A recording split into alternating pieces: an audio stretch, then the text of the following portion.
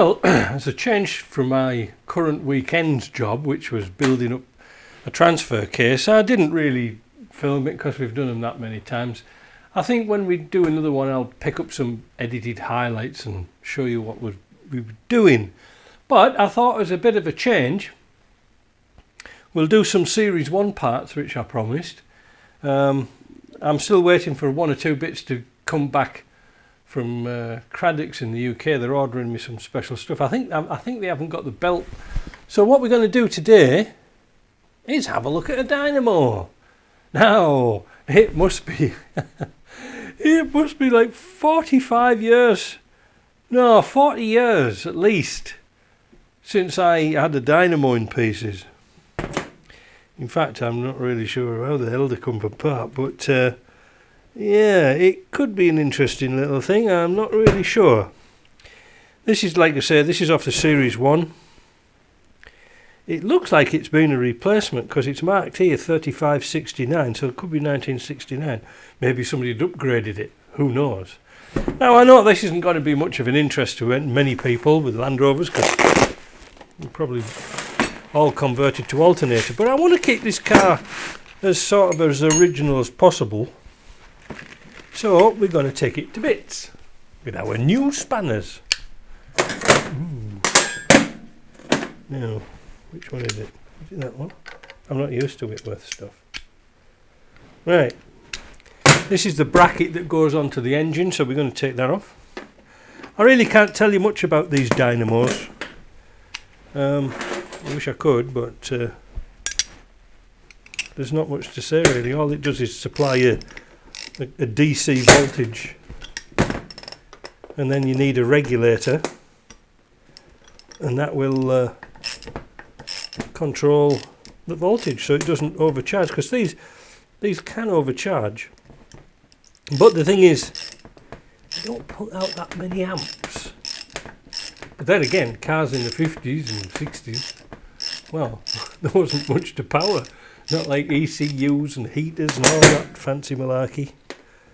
So I suppose they were good for the day, and like I say, I don't want to change it from an alternator. They can go through the sandblast. So how do we get it apart? Well, it looks like we've got to take this nut off here. Now, what would that be? But that's going to be a bugger to get off. A lot of smacking and banging and things. Is it this one? Yes, I'm glad I got those Whitworth things. We'll get the airline, spin that nut off, and then I think what we're going to have to do is get a puller. Well, that didn't take much getting off.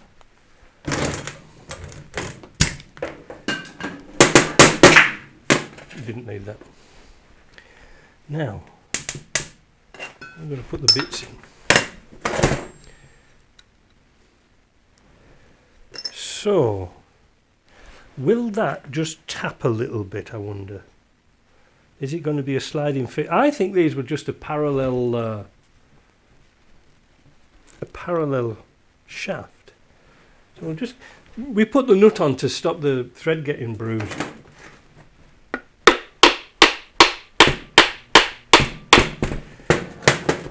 Is that moving? I do believe it is. Yes, it is.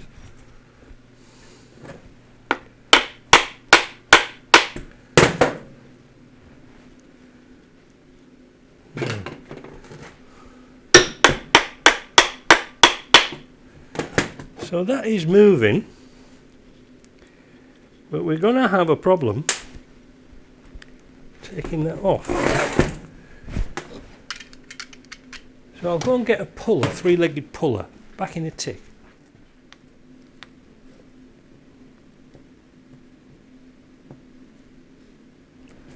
I see in the pulley itself there is there's two holes, and I'm not sure if they're tapped or not. Anyway, it doesn't look like it's going to be really difficult to get off. My cat could have got it off.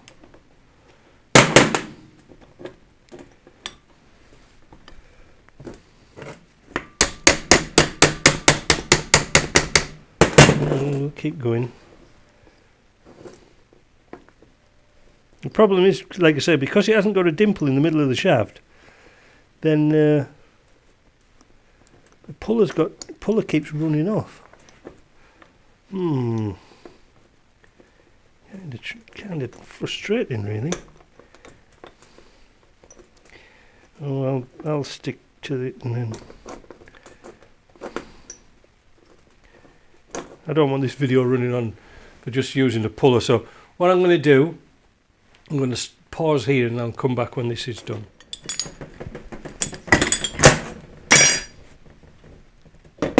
Right, that's the pulley off.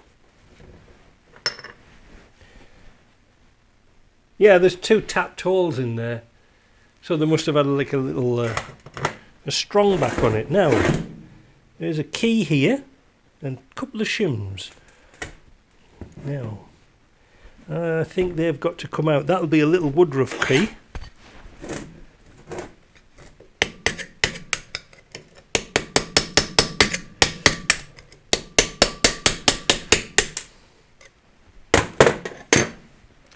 Little woodruff keys, like a half moon type of thing.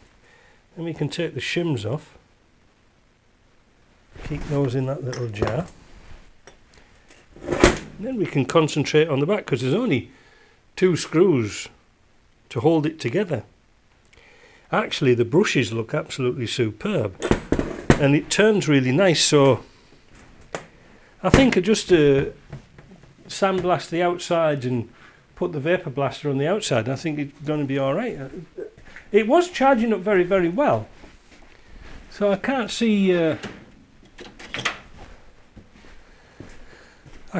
us needing to replace things. We could just oil things and make sure it's going to be right. Now there's a ring fell out. Right, let's see about this. I'm going to have to put it in the vice. There we go. The contacts aren't so dirty. They're a little bit grubby, but they could. I think they've seen better days, and bolts are not too bad. They have been out before. They have been out before. Now, I need a spanner. I found this in a car a long time ago. But it's nice because they've got the hex at the bottom. Oh, maybe you couldn't see that. They've got a... If you get some screwdrivers, get them with the hex, because they're really handy. But don't use these screwdrivers as chisels. Not wise.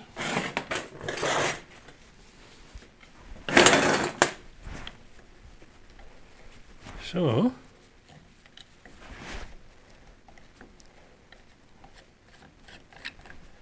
That's the other screw.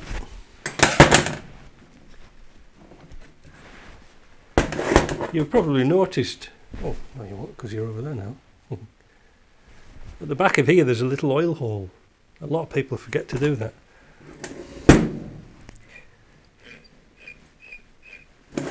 Singing away. Now, the end cover should tap off. Ooh, I'll tell you what we're going to do before we tack it off.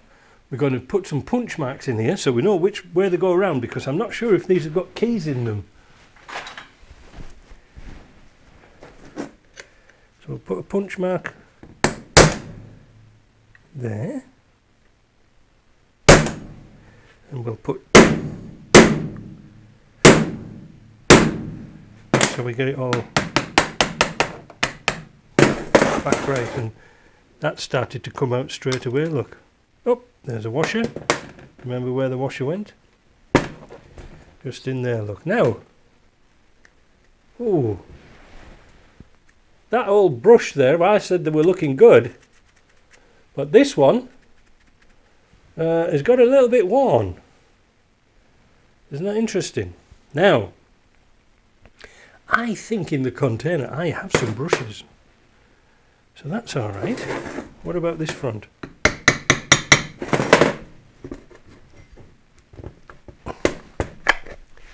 Is this going to come out?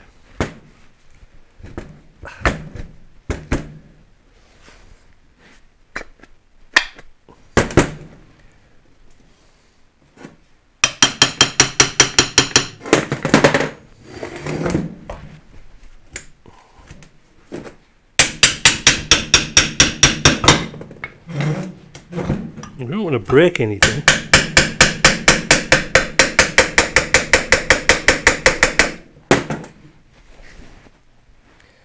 God, that's really close and tight.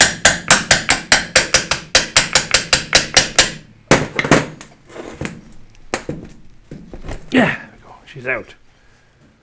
The commutator there looks really, really nice. Pretty good. The bearing, whilst we're here, we might as well replace that.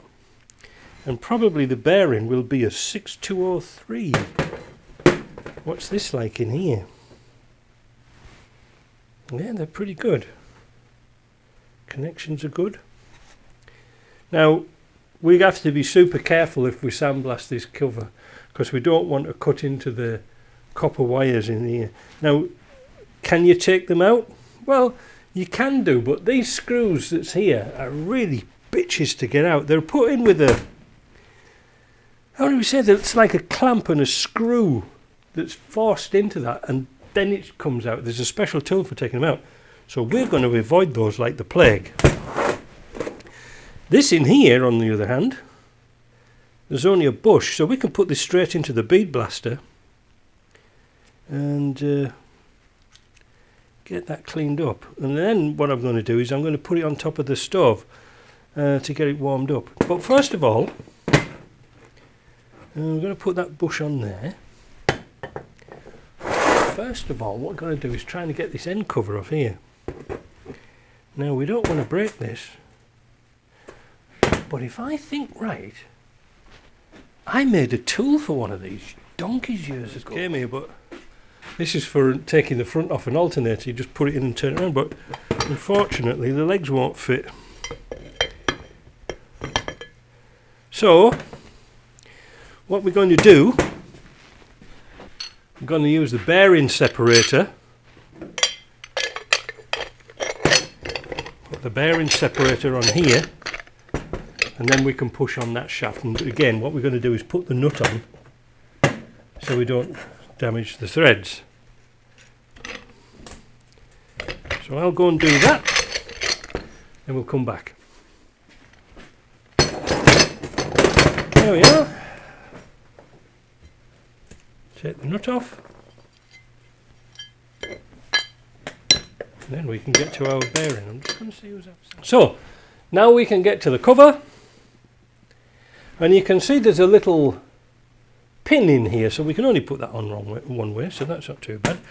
The next thing we've got to do is try and get that circlip out and have a look at this bearing. Is it a 6203? I'm not sure. What we want is a little screwdriver. So there's a little notch in here, so put your hand over there so you don't want to lose this clip. You don't want to put the screwdriver through your hand either. There we go. Work it round.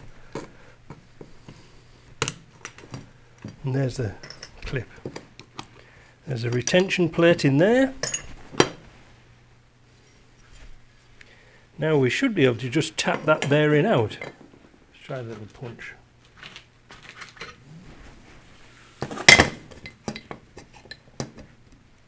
That's all it took. Oh, there's a rubber ring there. So what is this?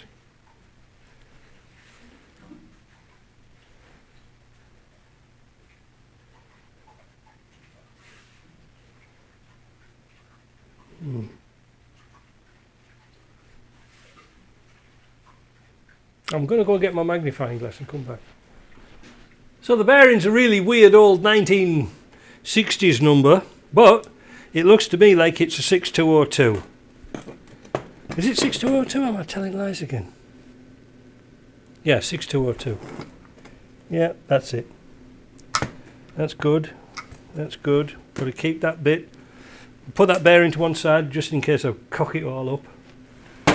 So then what we've got to do is clean these parts up in the bead blaster, clean the outer and the sandblaster, like I said, taking care. Now this amateur, all it's going to do is go in the parts washer. It's not going to get blasted because these wires are lacquered and we don't want to cut through those. And then we'll clean up this with a bit of emery or something like that. We'll come back soon.